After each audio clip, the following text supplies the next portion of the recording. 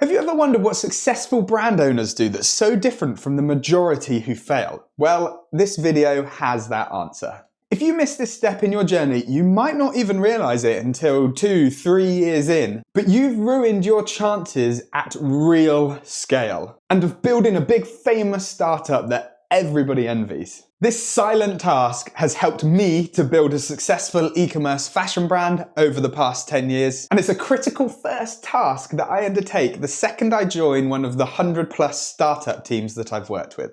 What I'm trying to say is that there is an invisible task that successful brand owners have either mastered or they've just got really lucky and hit the jackpot without knowing it. I am talking about customer discovery.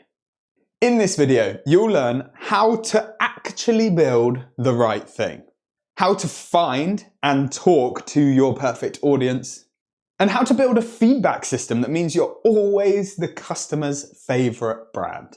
So let's get into it. What is customer discovery? Well, it's not asking your mom what she thinks of your product, it's not running an Instagram poll, and it's definitely not just assuming your idea is genius because you think so. Customer discovery means actually talking to real humans.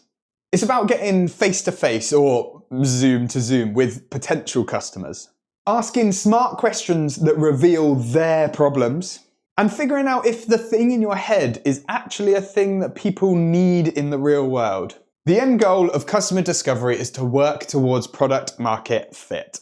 This is a term that people throw around, but it's never been more important in business to achieve product market fit. To remind everybody, product market fit is when a business creates a product that a specific group of customers really want, need, and are willing to pay for. In simpler terms, it's when customers love your product, they use it regularly, they would be really upset if it disappeared. Essentially, your product solves a real problem or it fulfills a very strong desire in the marketplace. It's that moment where your product clicks with the market and growth kind of feels natural rather than forced. I know firsthand that this is the founder's absolute dream outcome for their business journey. In fact, it's almost hard to lose once you've achieved it. Now, before we dive into a step-by-step of how we get customer discovery done, I really wanted to talk about the single most important book in the world of customer discovery. It's called The Mom Test by Rob Fitzpatrick. And honestly, if you only read one book before starting to talk to your customers, please make it this one.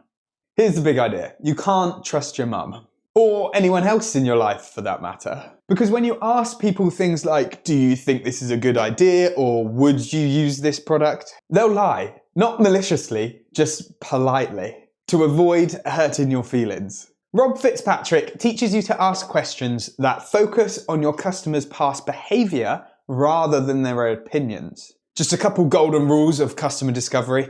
Never ask for opinions, ask about what they've actually done.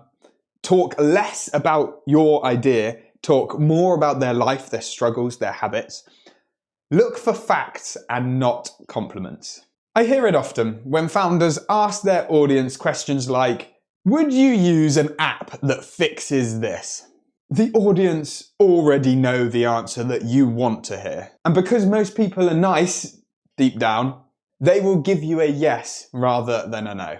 Whereas if you ask the question, when did you last have this problem and how did you solve it? They are going to give you facts. And the truth is that humans are creatures of habit, so what they've done before, they are very likely to do again. Essentially, polite lies equals dead startups. If you're hearing compliments, you're doing it wrong. If you're hearing real frustrations and horror stories, then you're winning. Stop right there. If you're currently thinking, perfect, I'm just going to make a survey and send it out to my friends on Instagram, you've misunderstood or you're running from the challenge. We need real interaction so that we can understand real depth and we can find out why people are doing what they say they are. Essentially, we need to be an annoying little 5-year-old and ask why, over and over again. So before you start chatting to anybody with a pulse, you need to get to know who you're trying to learn from. You are looking for your early adopters. That's someone who already experiences the problem you're trying to solve. They've tried to fix it before and they're actively looking for a better solution. These are the people who are most likely to purchase your thing or respond well to you asking for a chat. If somebody came up to you and started talking about a subject that you don't really care that much about, how much are you going to engage? Whereas if you've had a persistent problem for weeks on end, you've been trying to solve it, and somebody wants to talk about that, you're going to respond. So pick your audience. Who are we looking to build this business for? We want to focus solely on them. Now, on to the most common question of all. Where do I find these people? Well, at this point in the process, you likely won't have an obvious marketing channel for you to start on. But if you do, that's fantastic. Great. You know where to find your victims. Subjects. For everyone else, consider this the start of your marketing journey. We're going to jump straight in and we're going to test obvious places that your target audience spends time digitally and physically. This doesn't need to be perfect. This is a learning experiment. After many iterations of this, we will know where your customer spends their time, and that will help massively when we actually have product to sell. Because remember, right now you're not selling anything. If you can have a whole conversation with people without them even knowing it's a customer interview, then you are a natural at this. Now, onto a problem that I encountered on my customer discovery journey. I realized I had a bit of a resistance to talk to strangers. I felt sleazy, I felt awkward, and I was kind of scared they were going to tell me to jog on. As I know a lot of founders feel the exact same way, I decided to include my story of how I started customer discovery. So I actually started dipping my toes in digitally. I didn't want to jump in the deep end and start talking to people out in the real world. LinkedIn was where my audience spent their time. So I started connecting with people and manually reaching out to people who fit the right target segment. It was very hard at first, I won't lie. I got around 1 in 20 people replying to me, and half of those were just declining my request anyway.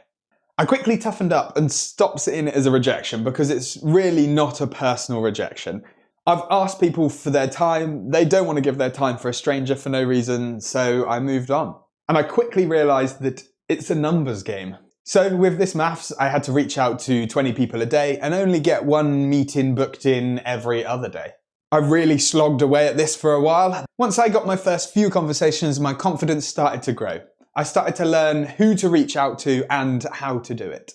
And now I have a fully AI automated outreach system that will book me a string of meetings if I just click the campaign to live.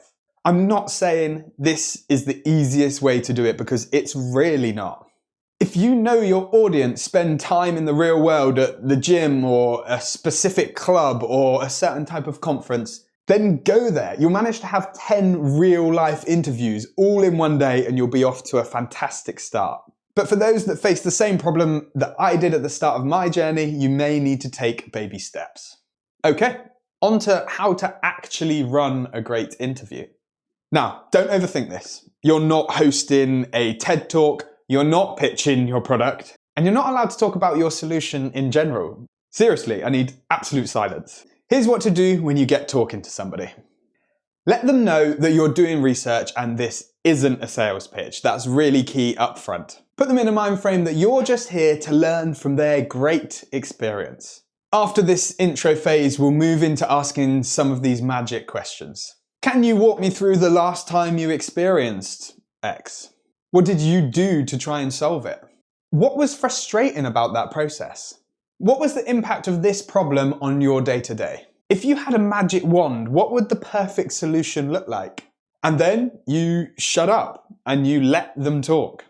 The goal of this conversation is that they talk about 80% of the time, and as soon as they stop talking, you just prompt them with an open-ended question to keep talking. And the gold is in the details. You want to listen for very emotional language, so it's so stressful, it's so exhausting. Repeated phrases or any jargon they may use. Workarounds that they built, or maybe DIY solutions. If you get that, it's really good news because that is clear demand and they literally acted to fix the problem, but they aren't doing it very well. Pro tip, record the call with permission. Or at least write down your notes as quickly as possible after your conversation. These phrases they use will become the exact copy that converts on your website. And if you want a template for this entire script, you can download it below. Okay, jumping forwards a little bit here, but what to do once you've got your first 10 interviews? We need to track all this data. You need to enter everything that you heard into the customer discovery tracking sheet. Again, the link is below. We want to start charting what problems come up. What are the emotional or maybe real world triggers that push them to action on this? What language are they using to describe it? Once you've got that list, you can start ranking problems on frequency, on depth, on intensity, and on budget. The result of this learning is that you build the perfect product, or you'll just be world class at convincing your target audience that this is something that they need in their life. And remember, you haven't spent a penny yet, but you've just de-risked your entire business and you've set yourself on a journey of building the right thing. You'll be using the right messaging and copy to sell it. You'll now know exactly where to go and find your customers. And you'll know just how much they want to spend when they hit your site. Okay, so that's how you use all the data that you got from your discussions. Now, some juicy mistake warnings. Either learn these now or regret it later. Number 1, don't interview your mates. You can talk to anyone during your customer discovery process, but it is essential that you only listen to data of people in your exact target audience. If you end up taking data from everyone, you'll end up building something that's for no one.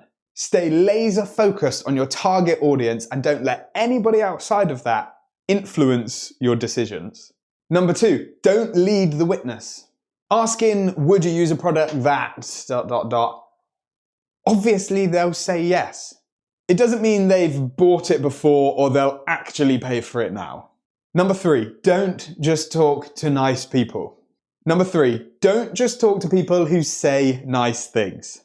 We're actually looking for the friction here. We're looking for eye rolls. We're looking for judgment. That's where real problems live, and that's where you'll be actually testing your business. And finally, number 4, don't just stop at 2 interviews. You need at least 10, bare minimum, but more is better. Patterns don't show up in 1s or 2s, and if you can make this a habit, it will make you a successful business builder. All right, so let's take stock and see where we're at once we've got to this stage. You've found the right people, you've asked the right questions, and you've identified the top problems. Just remember that everything you learn about your perfect customer at this stage will make it 10 times easier to sell to them in the future. When you're ready to launch a new product or test a new marketing channel, you should be able to just flick a switch, and instead of asking for customer interviews, you now make sales. And if after all this you're still thinking, but how do I find these people? Watch this video here where I walk you through how to find the right marketing channel for your business and your customer. Okay team, that is customer discovery. Good luck.